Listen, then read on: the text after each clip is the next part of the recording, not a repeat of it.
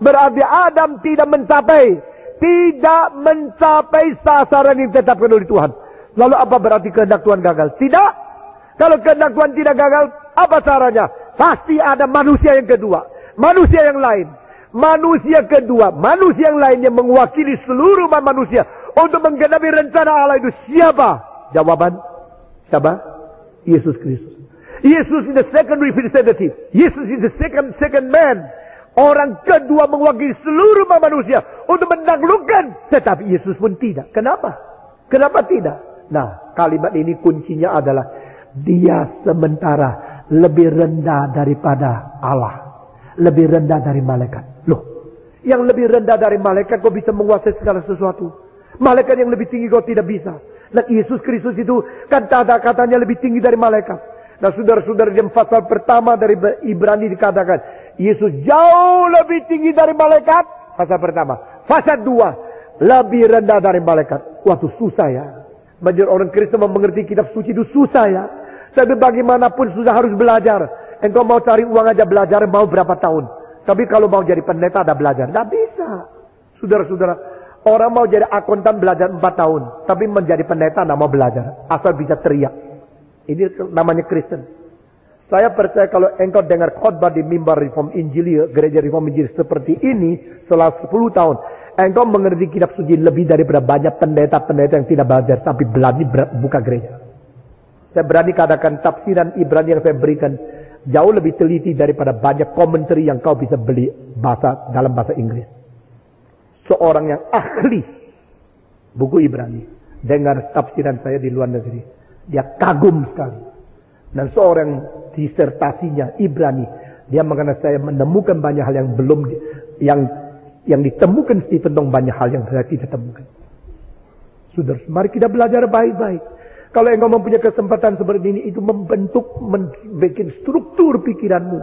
Sehingga engkau menjadi seorang Kristen yang kuat luar biasa. Pengertian dengan satu sistem kepercayaan yang bisa bertanggung jawab.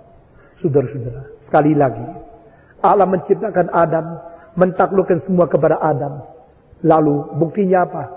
Bawalah semua binatang oleh Tuhan Allah kepada Adam. Serahkan dia, memberi mandat. Dia pakai kucing, harimau, kuda, sapi, babi. Kalau Adam sudah bilang itu babi itu babi, tidak bisa berubah lagi. Nasibnya ditentukan oleh Adam. Karena apa? Allah membawa segala sesuatu ditakluk kepada dia. Jadi di sini yang mengatakan babi, kucing, dia sedang memakai apa? Memakai menurut teologi reform satu mandat kebudayaan yang menginterpretasi segala sesuatu sebagai orang yang satu jabatan nabi. Saudara-saudara, Adam was created as priest. Adam was created as king. Adam was created as prophet. Menjadi nabi, memberi makna. Menjadi raja, menguasai, menjadi imam, mentengahi dunia dan Tuhan Allah. Itu manusia. Jadi jabatan kenabian Adam memberikan makna kucing, sapi. Hari ini sapi masih belum tahu dia sapi. Manusia yang tahu dia sapi. Dia cuma tahu dia itu dia. Tidak tahu dia itu sapi. Yang memberikan mana kamu sapi itu manusia.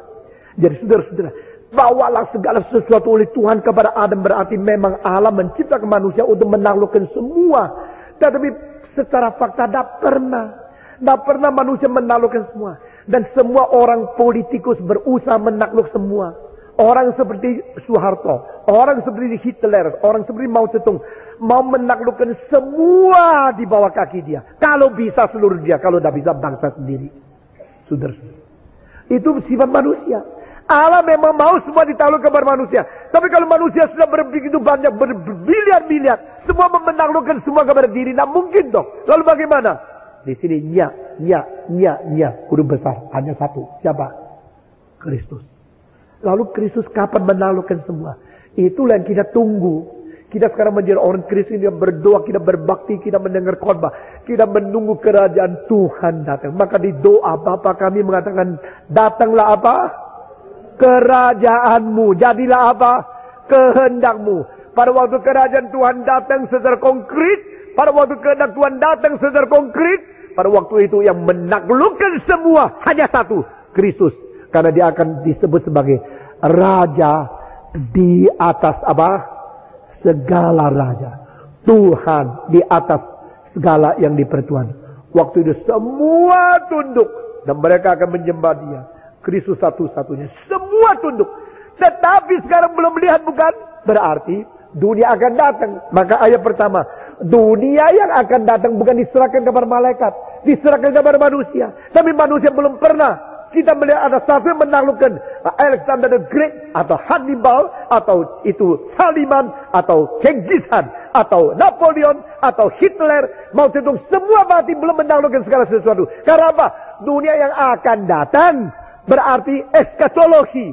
Nah, di bagian ini kristologi, angelologi, antropologi, dan juga eskatologi. Dunia yang akan datang berarti kita menuju kepada omega point. God is alpha and God is omega. Di dalam sepanjang sejarah kita menuju kepada titik terakhir di mana Kristus akan menguasai seluruh alam semesta. Sekarang bagaimana? Sementara setan yang menguasai. Dan kita apa? Kita tamu. Tamu di mana? Di satu tempat di mana setan sedang menguasai segala sesuatu. Nah, kita menunggu apa? Menunggu pengharapan. Fajar akan datang. Hari yang baru akan datang. Kristus akan datang. Itu nama iman pengharapan kita. Saudara-saudara. Dan Kristus menjadi di dalam dunia ini. Kalau dunia dikuasai setan, Kristus datang ke dunia untuk apa? Kristus datang ke dunia sementara untuk menembusi penguasaan iblis. Dan berada merebut kembali keiligalan daripada setan menjadi legalisasi kehendak Tuhan Allah. Saudara, itu iman Kristen. Kita sedang bergumul di tempat yang sulit, dunia yang dikuasai setan, tapi kita mempunyai pengharapan rencana kekekalan Tuhan ada Kristus yang menang. Dan kita sedang mengharap, kita menanti, kita berdoa, kita hidup suci sampai Kristus datang kembali. Karena dunia yang akan datang yang kita bicarakan sekarang tidak diserahkan kepada setan, tapi diserahkan kepada Tuhan Yesus yang menjadi wakil manusia. Nah, saudara-saudara, minggu depan kita akan membicarakan lebih tuntas kenapa manusia tidak. Dari mana tahu belum bisa mendapat. Dan bagaimana oleh Kristus yang betul-betul wakil itu yang sejati. Tuhan memimpin kita. Mari kita tunduk kepala di dalam doa. Bapa di dalam surga, kami berterima kasih untuk segala sesuatu yang kami sudah pelajari. Kiranya Tuhan pimpin kami, Tuhan berkati kami. Sehingga iman kami dan pengertian kami tentang kebenaran boleh sungguh-sungguh diperkuat, dipertebal, diperkaya, dan berakar di dalam firman dan rencana Tuhan. Dengar doa kami Tuhan. Kami berterima kasih. Dalam nama Yesus Kristus. Waktu kita semua tunduk kepala, siapa berkata Tuhan, pada hari ini saya betul-betul mendapatkan sesuatu pengertian, penjelasan. Dan saya bersyukur kepada Tuhan. Tuhan menguatkan imanku. Kiranya pengertian ini boleh bertambah-tambah. Dan saya mau menjadi orang yang sungguh-sungguh belajar firman Tuhan lebih baik. Ada orang demikian, acungkan tangan saudara. Siapakah? Puji Tuhan, puji Tuhan, puji Tuhan. Puji Tuhan, puji Tuhan. Puji Tuhan, tangan diturunkan. Mari kita berdoa bersama-sama. Untuk kekuatan iman. Untuk pengertian firman. Untuk penaklukan kepada Kristus. Mari kita berdoa bersama-sama. Semua berdoa. Bapa di dalam surga, berkati kami, pimpin kami, taklukkan kami. Memberi pencerahan dan pengertian kepada kami untuk mengerti firman Tuhan lebih mendalam dan lebih sungguh-sungguh. Kami serahkan diri kami ke dalam tangan Tuhan.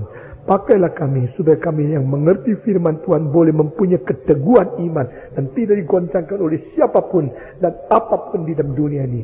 Dengar doa kami yang kami panjatkan dalam nama Yesus Kristus, penebus dan juru selamat kami yang hidup. Amin.